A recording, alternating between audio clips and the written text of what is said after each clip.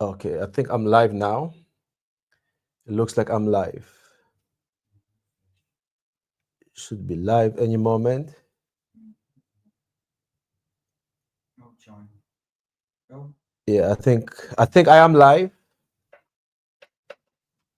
Let me see what's going on because there may be some issues with the event. oh, So there is a delay. Okay, so we're on. Forgive me for the lateness. It's a very long story. I don't even know the full story. I had someone assisting me, and the person helped me to be late with a surprise. But that's another story because I don't yet know all the details. But thank you for joining me here today. My name is John Paul from WPcover.com. And today we are talking about how to ask for money as a web developer. But of course, this applies to everybody who needs to ask for money at some point. And it's something that culturally we don't necessarily do. A lot of cultures find it rude to talk about money. And let me just be clear if my audio working? Is my sound working? yeah, you're on about like a 5 to 10 second delay. Yeah, that's fine. All right, so let's get into it. Let's get into it. I've got my notes because we've got a lot to go through. So we have half an hour for this show. Hopefully, I'm able to cover everything today. And so I want to start with a story of something that happened before I knew how to ask for money. So, and it's actually a story about how I got cheated by a prospect or a potential client. So, this is a story of how I got cheated by a client. So, a long time ago, many years ago, before the internet was as popular as it is now, so you could say a bit over a decade ago, I used to contribute a lot, which I still do. But in those days, the online forums were really popular. So I used to contribute a lot of advice, and on various topics, and people would contact me. People would contact me and um, ask for help, and every now and then, someone would hire me for services. At the time, I really didn't know any of the stuff that I'm about to share with you today. So, it cost me a lot. So I'm going to share with you about what happened. So there was this person who contacted me that Google was about to shut down their advertising account, and they needed me to help them because in those days I used to do a lot of AdWords consulting or Google Ads consulting, and they needed me to help them, right? And again, I was doing little jobs here and there. Now know I could have made a fortune, but in those days, as they say, I was young and dumb, and I just didn't know how to ask for money, and I just had a lot of good faith, and I was just excited, because the internet was growing in popularity, and I was just excited to be part of it. So these guys had a store, a brick and mortar store, where they sold refrigeration equipment and cooling systems and things like that. And so they used Google AdWords to drive a lot of traffic, uh, foot traffic into their shop. But because they didn't manage the campaign properly, Google suspended their account. So they were losing a lot of money. And at that time, they had spent over $200,000, if I recall correctly, or $300,000. It was the middle of the year, so around a similar time as now. Uh, uh, um, when I think they had started, so it was 6 months into it. I don't recall the exact details, but all that I remember was they had spent over $200,000 at the time. It was within a 6 month period, right? And Google was shutting it all down. So I knew that I could reduce their advertising cost and increase their traffic. So for the same amount of money, they could probably double, triple, maybe 4 times the traffic, and at the same time get the account back in good standing. So I got it. I started working on it. I hadn't asked them for any money. I just believed. I said, "Well, this is a big business." At the time, that was the biggest business I had consulted with. So I had consulted with people who had smaller revenues, and so they gave me access to the account, and I started working on it. And it was winter at the time. Not, it was actually winter at the time. So it was snowing so heavy that the internet access got cut, right? Because in those days it wasn't the same way it is now, where it is well developed. So I had to walk through snow to an internet cafe, pay for the internet cafe with my own money, and I hadn't asked them for any money, so that they they could get their account working. So I got it working, spent my time, I fixed the problem, and then they asked if I could share with their team what I had done, so they could continue, and so that they would know what to do going forward. And I thought, wow, I'm going to impress them. I'm going to show them all this stuff. So I got on a call, on a team call, and mind you, I hadn't asked for any money at the time, and I was just sharing all the good stuff. Right? I spent a good couple of hours with them. They were so excited, so happy, and so grateful, and so thankful. So come the end of the meeting, I got the guy who got me on the call said, thank you in a separate message. I said, yes, okay. So I said, I'd like to continue working with you and managing your account. And I asked for very little money, something like $200 a week or something like that, like a tiny amount of money. And they said they would get back to me. And as you can imagine, I never, ever, ever heard from them again, ever. So mind you, I'd saved their account from being closed, right? Because Google reinstated the account during the time I worked for them. I reduced the cost of their advertising. I fixed all the little problems, gave them hints, helped them with all the ads, which was probably worth tens of thousands, if not hundreds of thousands of dollars. And they wouldn't even pay me $200 a week to continue. And for training their team, obviously I shared with them all the essential knowledge. They didn't need me anymore. So I got nothing. And, I shared this story on LinkedIn before. A lot of people were saying it was not fair and so forth. But unfortunately, it may be happening to you right now, but you don't even know. Because one of the first problems that come with not knowing how to ask for money, you're never going to get paid what you're worth. So even when you're in your job and you feel underpaid, it's possibly or most likely because you don't know how to ask for money. And there's a saying, there's a speaker called Zig Ziglar. I think he's the greatest sales trainer of all times. I think he's passed away now.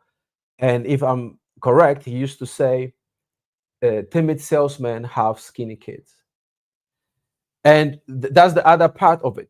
If you don't know how to ask for money, whether it's in your job or clients or another business, you will not be able to give the people you love and the people you care about the kind of life you want to give them, because you're not going to pay the most amount of money, and you will never, ever, ever get paid the most amount of money you could if you don't know how to ask for it. Because people who have the money usually are aware, just like this client who cheated me was aware, that people are uncomfortable with money and they trust the person paying to be honest, and a lot of people will just take advantage of that. And even a lot of people who complain about being underpaid is because they don't know how to ask for more. They don't know how to ask for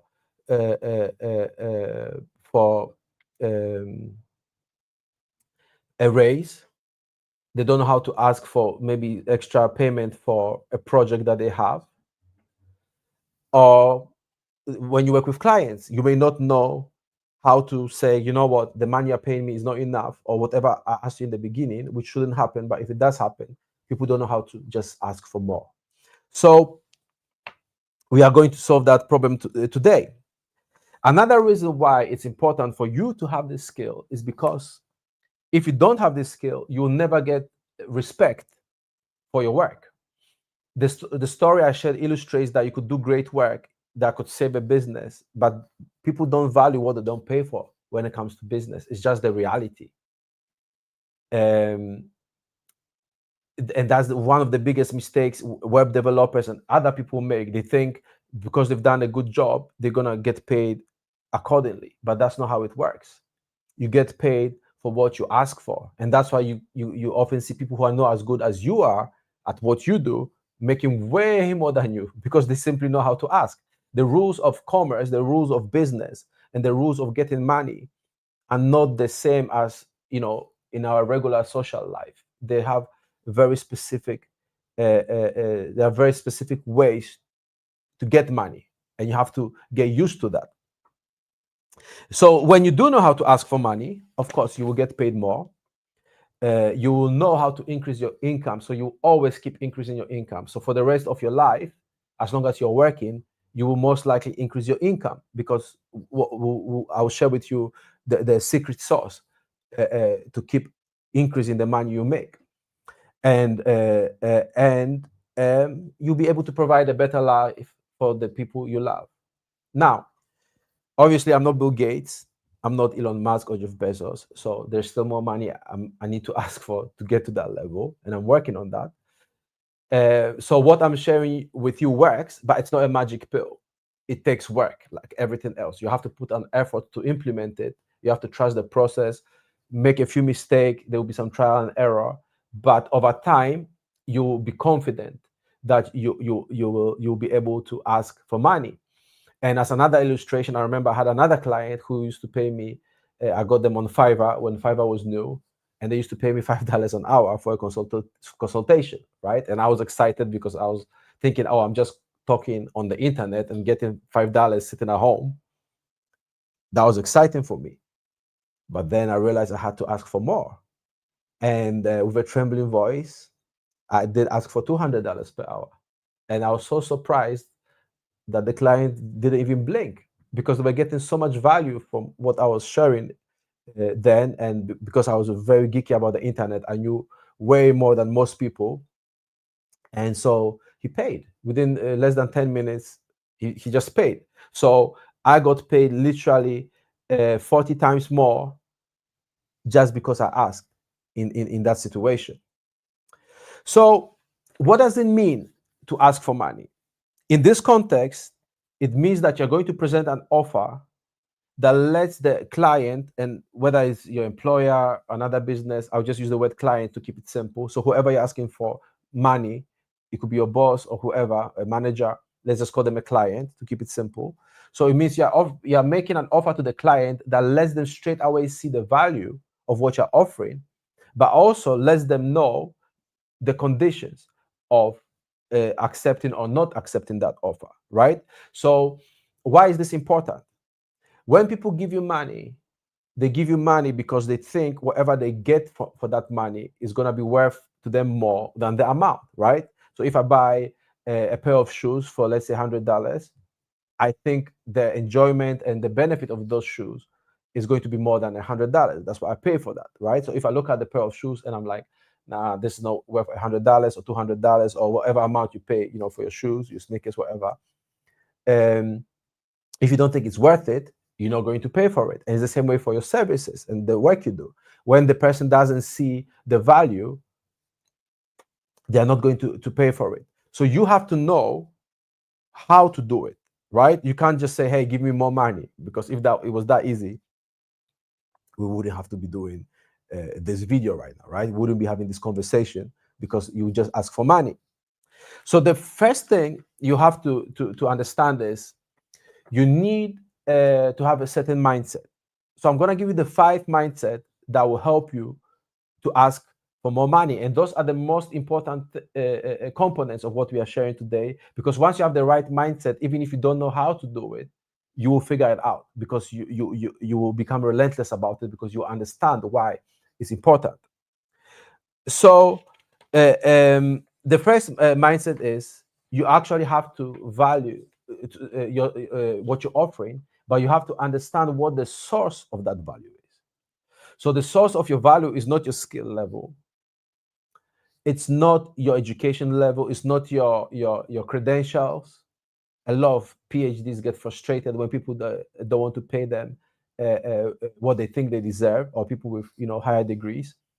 Recently, I was speaking to a developer who is like, I have a master's in this, I have a doctorate in that, and people are paying me the same as somebody who's just starting out, and that's because the value doesn't come from your credentials, but it comes from the benefits to the business or to the client that they get. So, for example, you could do the same kind of work for a business that's making, small business that's making, say, 50,000 a month, and it's worth to them X amount. But then if you go to a business that's making 200,000, 300,000, $1 million a month or more, that same piece of work could be worth exponentially more. So that's why you could build a site for somebody, and there's people who will say, look, I'm going to give you $100 for a website.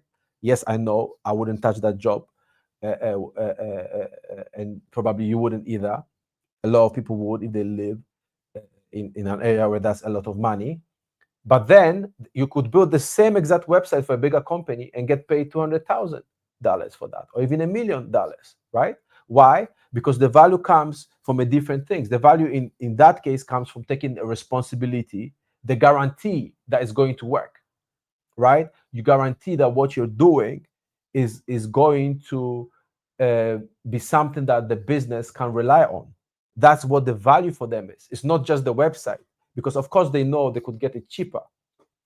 What they don't know is whether they can trust that when you say on Monday at 10 o'clock the site goes live, they want to trust that the site will go live at 10 o'clock on Monday morning. And that's what they pay for. In that instance, we'll go through some other examples later on.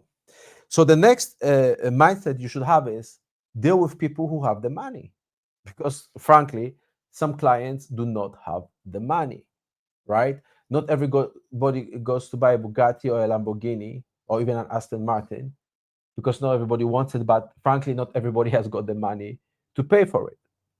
So because of that, you only want to sell an expensive car to somebody who actually does have the funds to buy it, somebody who can actually afford it. So one of the things you have to do, and people are shy about it, sometimes you can be upfront, like I'm quite upfront. I say, I would say either, well, what's your offer to me for this project, right? After I've had a discussion, which we'll touch on in a moment, or I'll ask them, what's your budget?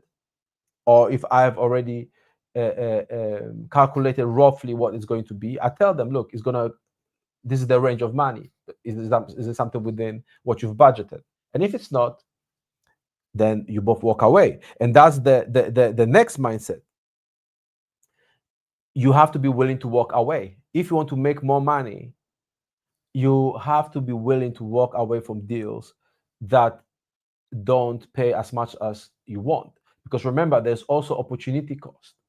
Because the time you would spend on a smaller project could be used to search for a bigger project. And I do understand that if you are short of money or you're in a desperate situations, which we've all been in, sometimes you accept things just because you need to make ends meet at that time, right? But as time goes on, you want to be able to get higher amounts of money. Therefore, look for people who have the money.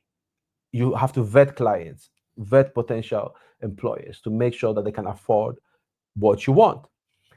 Another thing that I personally consider is also how difficult it is going to work with a person. There are some clients that are difficult to work with, and you can tell just by the way they speak to you. So I had people call it the asshole tax, and I'm not ashamed to say I will charge an asshole tax if somebody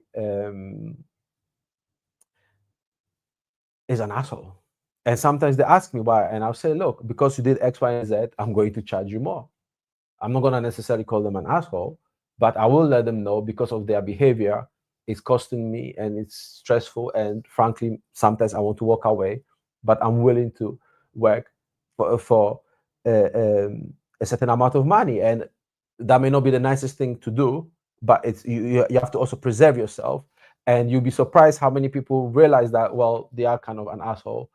And if they really want you, many will just pay the higher price because, again, they often know they are underpaying anyway.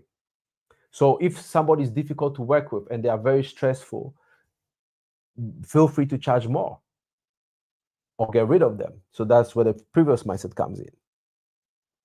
Now, another important skill that we don't really have much time to go into today is about knowing how to structure profitable deals, right? We are running out of time. I think I'll have to do this in 2 parts. So basically, you just need to structure whatever you're working on with the person in a way that's profitable for them, but you think about it, you structure it, you make some notes before you speak to them. And one example is, one of my favorite examples is when I learned this was I had a client where we needed extra money for a project. It was going to be about $10,000-$20,000, and at the time of the month they couldn't, because they had to meet payroll, they couldn't add extras to my contract. And I said, listen, let's talk to your clients, let's tell them we are building this feature because that's what they wanted, and before we build them, if they are willing to pay ahead of time, we'll do it. And they did agree, and we got $18,000 before we built it, and the client got the feature built essentially for free. I got paid that money. There was recurring money coming from the feature once it was ready, and anybody else who would sign on was able to. It was that money went straight to the client, so it's profitable to them. So they could have made thousands, tens of thousands from that extra, and more from that feature. But more importantly, they didn't have to front the money from their pocket. The people who were ready to prepay and get the feature, the software feature ahead of everybody else, came together. They brought the money, and we got $18,000, and I got paid $18,000 right away because I structured the deal in a way that, again, the client didn't have to come out of their pocket to pay me, and the clients or the customers got what they wanted, and he had a profitable element added into their business that could serve them for a long time, essentially free of charge. So ideas like that, you have to be comfortable, learn how to be comfortable coming up with ideas like that. So because we are running out of time for today, I'll have to make a part 2 of this soon. Let's go into some practical ways on what you should do, right? So the most important thing for you to do is to figure out where the value lies for that specific client, because everyone is different, every business is different. For some, they are looking to increase profits very quickly. That's what some people are looking for, right? So you have to listen very carefully to their problems they state to you. That part is the key. Listen to what problems they are expressing to you. So when they share those problems with you, you make notes, right? And then you confirm with them that you understand what the problem is.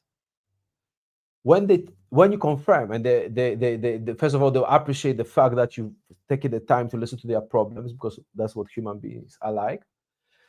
You can then present an offer saying, look, if you pay me X, Y, and Z based on the problem you are having,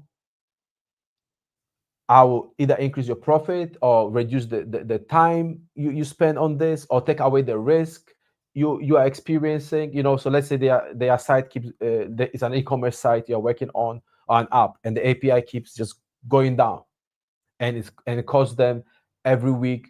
There was actually a situation like that. Let's say $2,000, $3,000, $5,000 every time it goes down, right? So over the course of a month, it could be $20,000. And obviously, their reputation goes down. So over time, if they keep doing that, they will lose customers to competition, right? So you could say, listen, so based on what you've told me, if you don't solve this today, in 3 months' time, this is going to cost you $60,000, right? So I can solve this for you. And for example, you could say, look, you're going to pay me $15,000 upfront, and next month you give me $5,000, and the month after you give me another $5,000.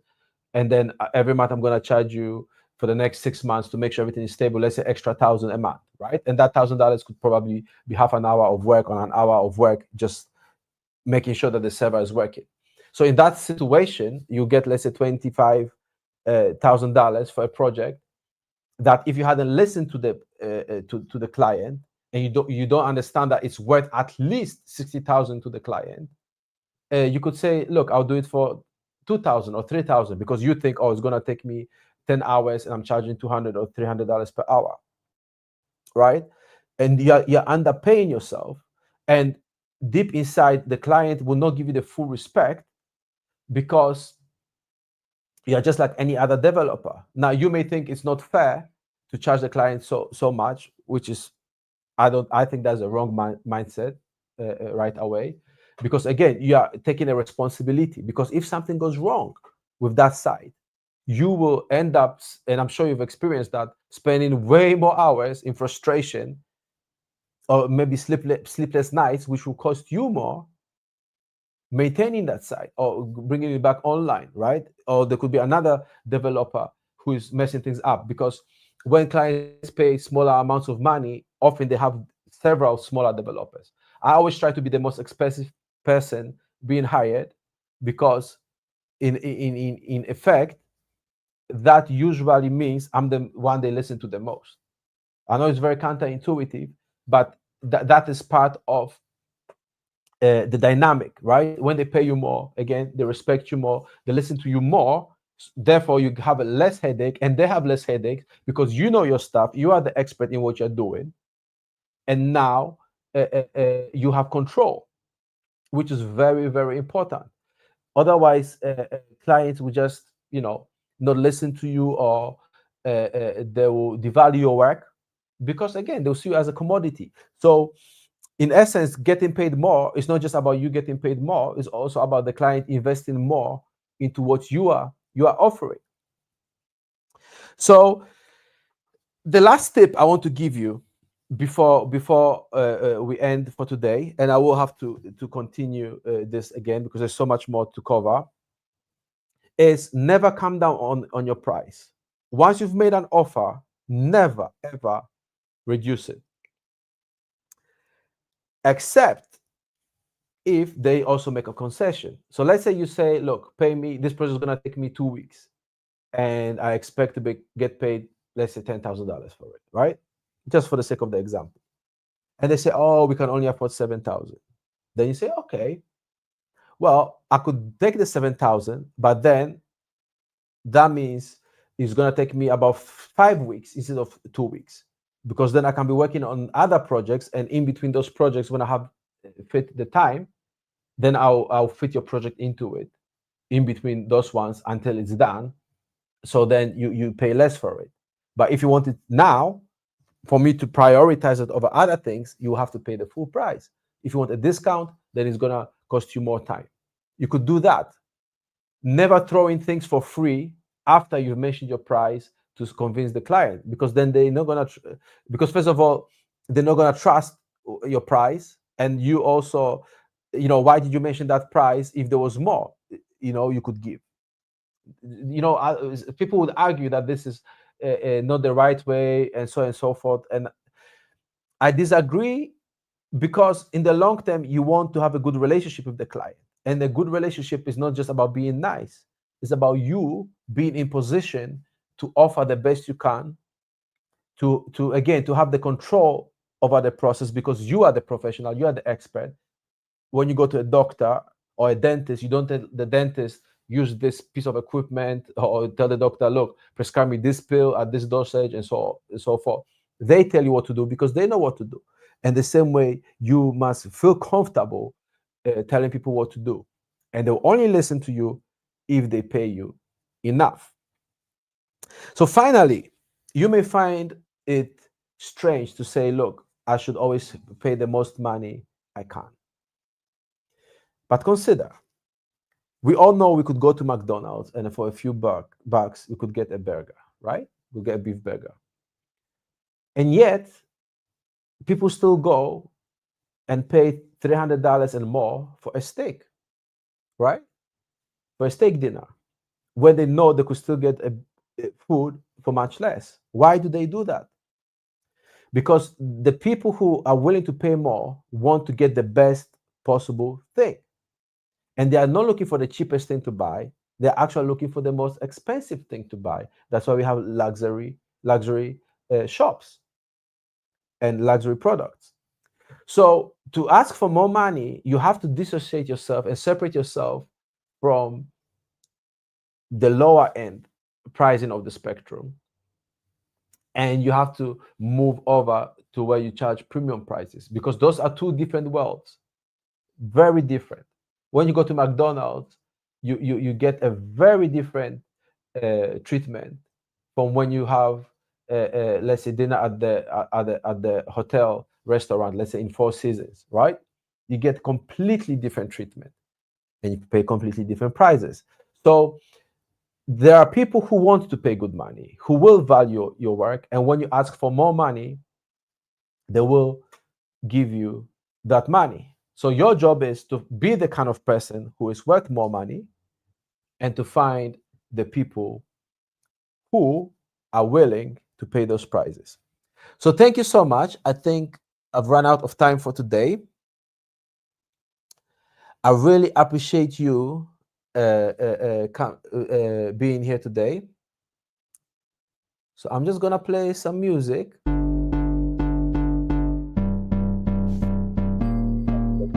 Thank you so much for watching.